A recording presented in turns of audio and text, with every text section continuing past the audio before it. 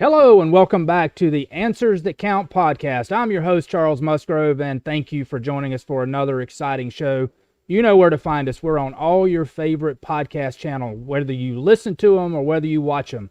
We're there. Subscribe to the channel, hit the like button, and hit the bell so that you're reminded and you're notified when we post another video. We try to post these at least once a week, so check back with us and watch for the next show on a weekly basis. Today, I am very excited to say we have Amie Schiess in the house. Amie, welcome to the show. You are in studio, so awesome to have you here. Thank you. I'm excited. All right, this is going to be good. We are in the 30A studio, Santa Rosa Beach. The A is for Answers That Count. So we're here in sunny Florida on the Gulf Coast of Florida, Northwest Florida. So we are enjoying some great weather, beautiful sunshiny skies, and we're here to talk about leadership. So, Amie, give us a little bit of background on that you have and leadership, because we're going to talk about leadership. That's something that, depending on what sector of business or industry you're in today, most likely you're going to say we are suffering from a leadership gap. So, what are you seeing in your work environment? Yes, seeing a lot of people spiraling right now, actually, as far as, our workforce goes, and a lot of friends as well that have had a lot of transitions put upon them this past year, trying to figure out what their next steps are. But over the last several years, really, we've been in this leadership deficit. And my background on leadership, I've learned everything I know on leadership from John Maxwell, who is a pretty of an expert in the field of leadership, and he's doing amazing things, developing global leadership and going, around the world trying to develop new leaders and fill this gap that we find ourselves in. So it is a gap, and 2020.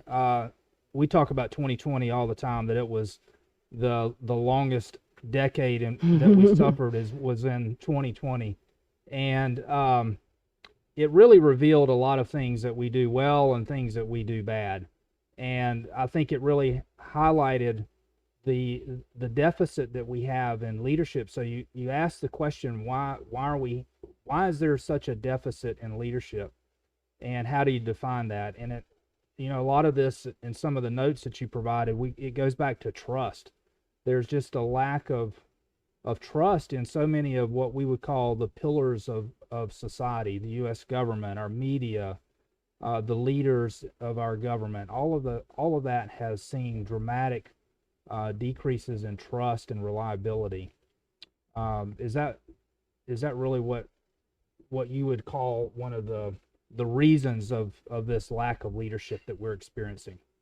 yeah, it's a lack of trust, and I think it's a lack of education, for sure. To be honest with you, I think people have a really old view of what leadership is, what it means to be a leader. Right.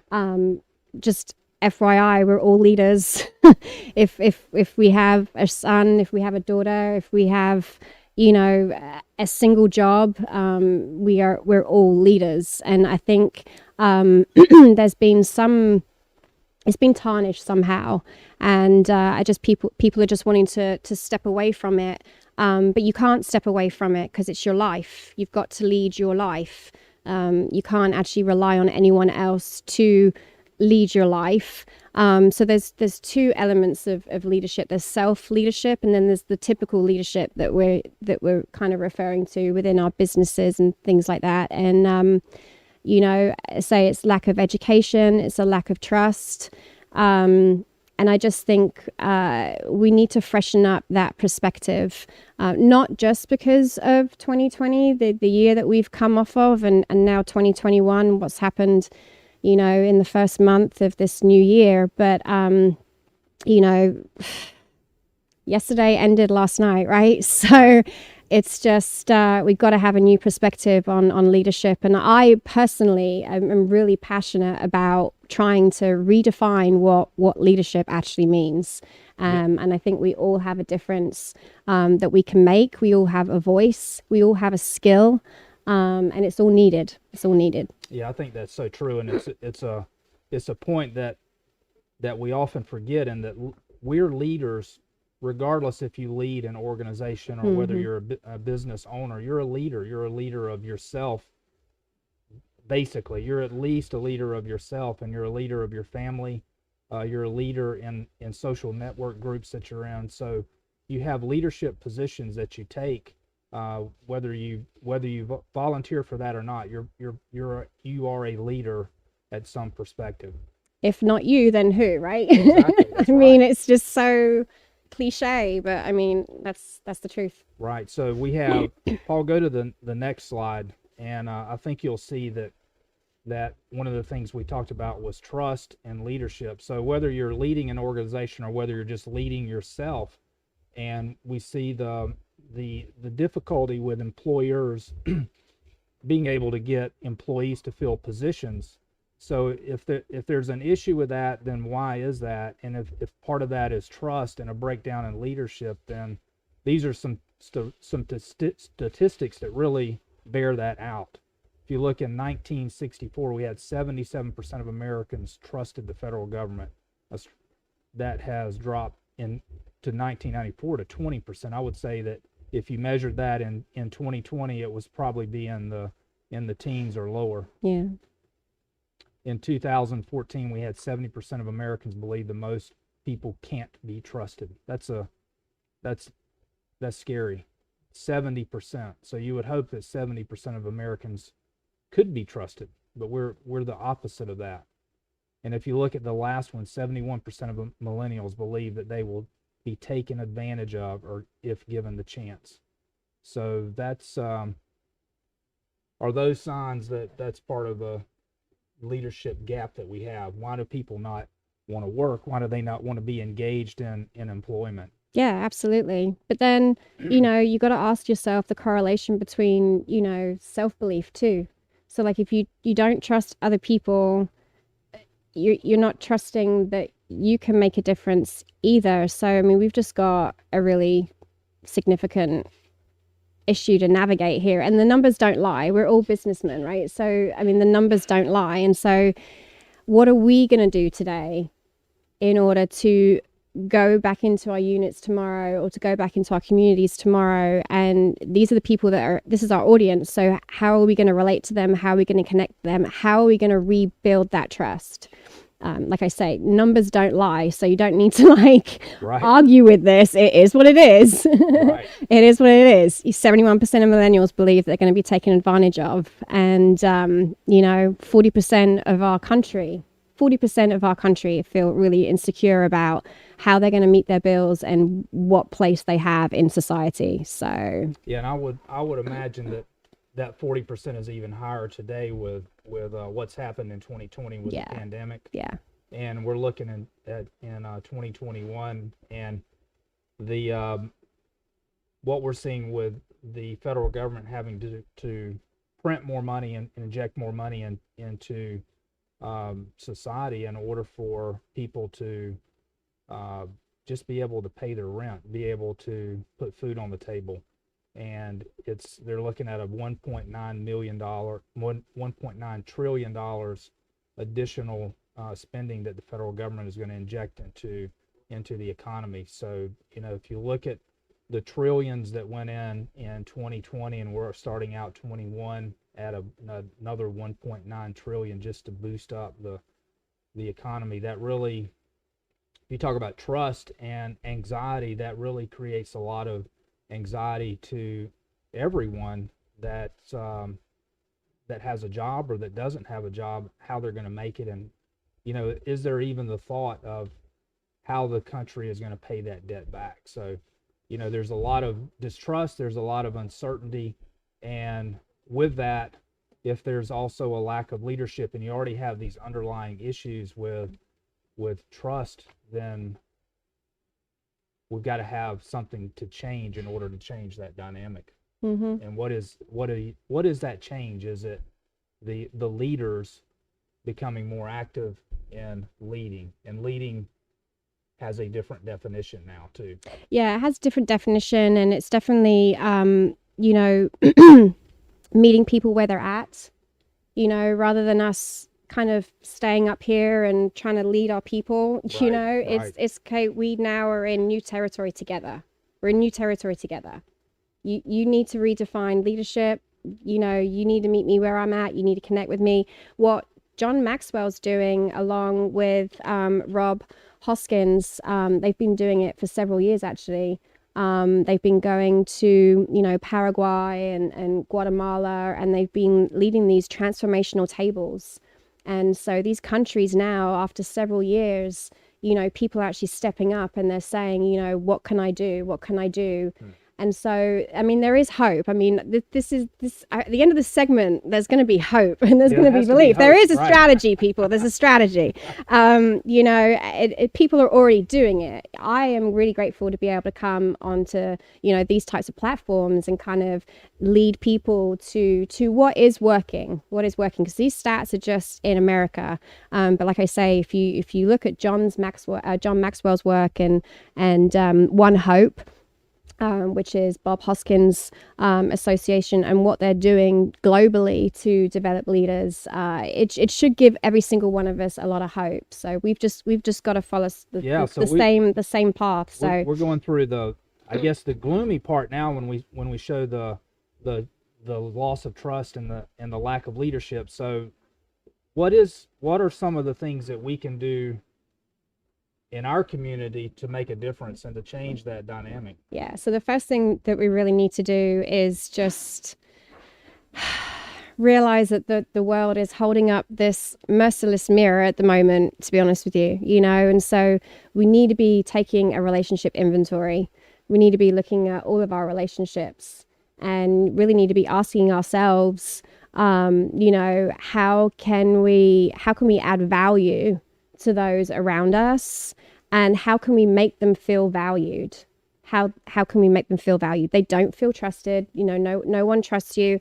There was a stat here too at the beginning of COVID. These numbers came out that you know, a lot of people are troubled. Like 39% of people are troubled by their finances. Mm-hmm. You know, and if you look here at, you know, Maslow's hierarchy of needs, food, shelter, clothing. I mean, it's like your basic needs. So how are we, how are our businesses, how are we making sure that, you know, the employees have that we meet those needs? Yeah. And I think a lot of it is not necessarily giving them the paycheck. It's not necessarily giving them the stimulus. It's not giving them the unemployment check. Although, you know, thank goodness for those resources, right? Because it's scary hearing what people are doing, like going to sell their plasma so they can actually put food on the table. I mean, this is real stuff, but we've got to be able to educate them in how to handle their finances in the first place. You know, we have to really empower people to get multiple, you know, revenue streams coming into their household. You know, I think by defining what leadership is, I think it will really help people be more productive, and you'll see, you know, bigger and better performances at work, which will lead to new opportunities. I mean, that is what's happening in these other countries across the world. And I just think, you know, us in America, we you know, we've got a lot of potential. We've got a lot of potential. So what we're seeing in the other countries, and part of the solution is that if we're looking at an employer and an employee relationship, that the employer is looking beyond just providing a place of work for that employee, and that they're able to lead that employee in even in some of their the personal segments of their life, and how do they personally deal with childcare, how do they deal with housing, how are they bettering themselves to be able to have multiple streams of income so that you're not so reliant on just that one source of income in the future. Is that what we're looking at in the other countries on how to solve this? Yeah, they're definitely looking at, and you know, it's always been, hasn't it? Leave your personal business at the door. Right. And with human resources, you know, there becomes and being a manager, there's always been that line. Yeah, there's always been that line. But we're creative beings. We can fight. You bring in a third party, you do a survey, you do something, you try and figure out what is going on in, your worker's life because they are a human being. Mm-hmm. They're a human being. And ultimately, is it not going to become your problem anyway? True.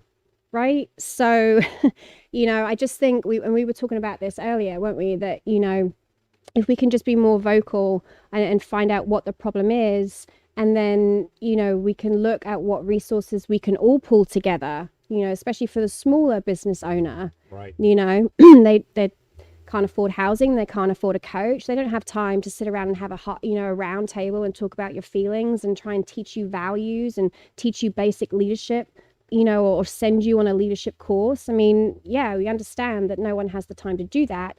But if we can start having some of these candid conversations and really care about the whole person, then Are we seeing also the possibility, and this is kind of touches on part of the conversation we had, but we have and this is kind of, I think, representative across the United States, where the bulk of the employment is from small businesses, small employers, that they're not massive organizations, but it's difficult for them to be able to afford the business coach, or to afford, like you said, the roundtables and some of the other functions that you would see in a large organization. Is part of the solution where these similar organizations can work together to be able to pool their resources so they can go that extra step. So they're looking at the benefit of the employee, so they make that whole employment experience better, and that they are leading in more than just offering a job for a person. Yeah, so, at the beginning of the segment, I said, we personally should all be doing like a relationship inventory. From a business standpoint and from a business owner, we need to be doing a partnership inventory. So for a lot of the small businesses, they outsource a lot of their human resources stuff. Right. Right. And it should include training. I mean, we don't really need another training on, they do it for compliance reasons, but you don't really need another training on how to pick up a box from the floor correctly, or here's how to do disciplinary coaching. Again, we need to be able to look at our partners and saying, what are you doing to fill the needs of the hour? Right. I need to teach these people. You're responsible for that. I pay you to do that. What content are you giving me? Right. But yeah, you're right. Not everyone can afford a business coach. Each community. Now we're here in Walton County now, and the challenges in Walton County may be different than they are in the county that you live in, but in the county that we have here, transportation and housing are a challenge. So we need more affordable housing, and we need transportation to take the workers to where the jobs are.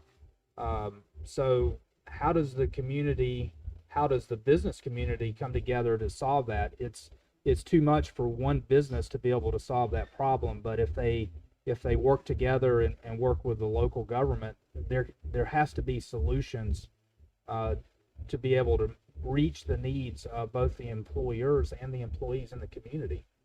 Yeah, I mean, there has to be a solution. Like, we're not the only, county or town that has experienced this, and they've probably already solved it. So I think, again, it's our leadership counts, our influence counts. I think we all need to be, I mean, this year alone, I've looked at my, associations, what am I doing with my time? And so I've enlisted in a mentorship program. I will be going to attend the government affairs meetings because I want to know more. So again, it's about Right. education, but it's about seeing a problem, owning it, and being a part of the solution. Yeah, I totally agree. And it's John, I'm going to ask you to go to the last slide. No, go back up one. Yeah, this speaks to if you are basically what Amie's been saying. If you're not improving yourself, if you're not taking ownership of leadership of yourself, if you're not improving, if you're not getting better, then you're becoming less relevant. And if you're becoming less relevant, then you're not part of the solution. You actually are part of the problem. So that's where, no matter if you're a leader, is not just the owner of a business or the manager of a business. Leadership is you yourself, managing yourself, being a leader of yourself and improving yourself and being part of the solution. So that's we've seen that said in many different ways, but bottom line is you can't stay where you are. You can't stay the same. You're either going to improve or you're going to digress. Yeah. And you're going to get worse. Yeah. So be part of the solution. And I think we all need to take the personal inventory of what we're good at, how to improve it, and be part of the solution and make leaders and make that culture different in the future. What other areas are you seeing that how we can overcome this leadership gap? I know we were speaking of the problems in the Walton community with housing and transportation, and it also goes to where you're seeing that is employers, especially in the hospitality and the restaurant industry, it's a huge challenge to get employees to fill the positions during any time of the year, especially during the peak time of the season. So what other solutions, what other ways can we break this gap, break this chain of poor leadership that we've seen? We need to focus more on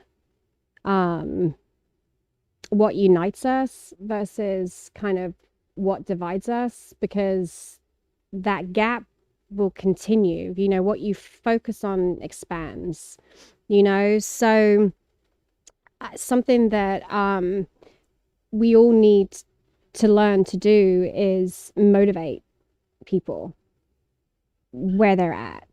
And we need to be able to learn how to go across these different cultures but be effective in them, and we have to be able to know how to facilitate change. So to your point, really, it's changing our own awareness. John Maxwell, even at however old he is, he started rewriting or rereading one of his top seller books and realized that 80% of that book needed to be rewritten. And so something that we're doing at our restaurant group is that we're revisiting our values too, and because values run really, really deep, but they are really layered.